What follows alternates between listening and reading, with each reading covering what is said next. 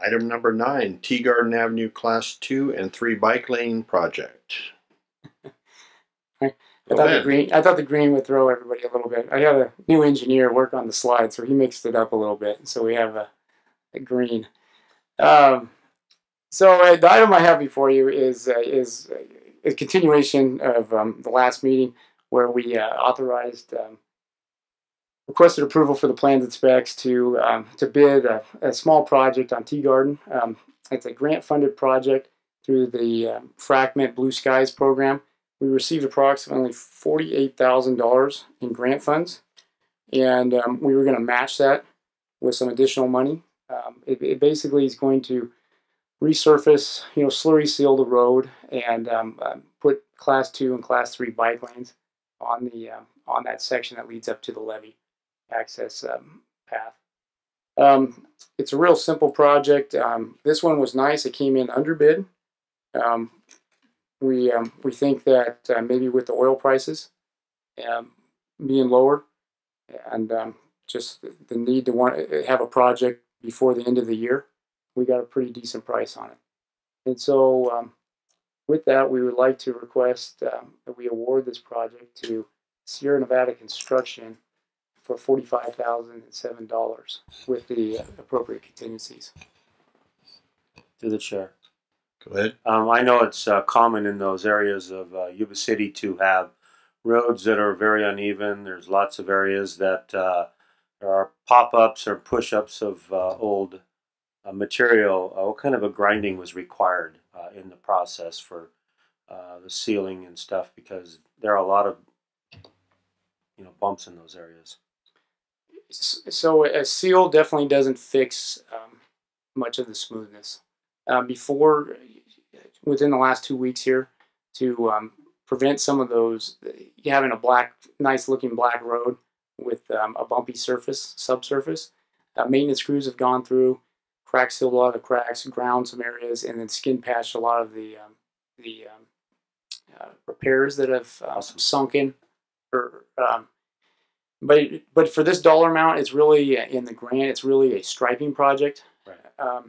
We don't want to have an issue where we had on Percy, where a lot of those concrete bumps reflected up. So you had a nice looking black road, but those heaves were still there. This road, it's not.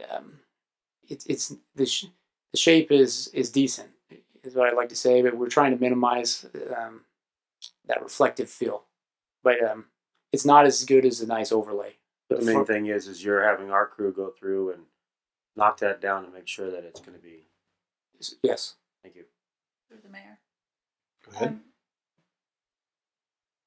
Is there a need out on Tea Garden for bike lanes?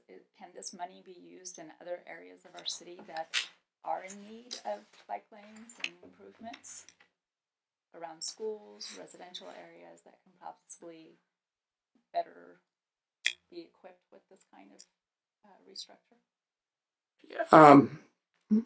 So with this project, it's a grant project, and we apply for the grant annually. This grant was applied for, my understanding, based on input from the bicycle master plan. It was one of the projects in the bike master plan. So staff chose it as an area to add bike lanes to continue that network, and that's why it's chosen.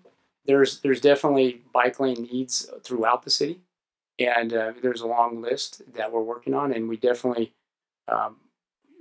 as with this last one where we went to the council for bike lane signals, we plan to come to council and management to kind of get a direction on which project is ideal for implementation. Just to the mayor, and Good. So Ben, the Tea Garden itself leads up to a ramped approach onto the levee system that has incorporated bicycle lanes north and south. Am I correct? Yes. So the tie to this is really to that structure also, which lends to access to the 10th Street Bridge, the 5th Street Bridge from those elevated surfaces. Not sure about the new bridge, if we're going to have that same tie to it.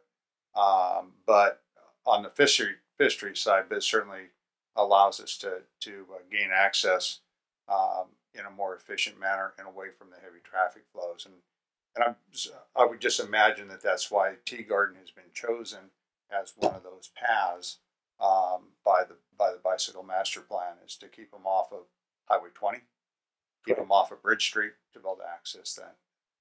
Correct. And it's a relatively low dollar amount for the award. A lot of areas that maybe near schools or where they need full construction, they're not in this dollar range. You know, for $45,000, that's pretty much what we get is a slurry seal with some striping. And so, but we definitely were open to look at different areas and what we could do to improve them. Ben, I just have a quick question on the dollar amounts here. You show 45,000 for the total bid amount, and then the fiscal impact is 69,000. So the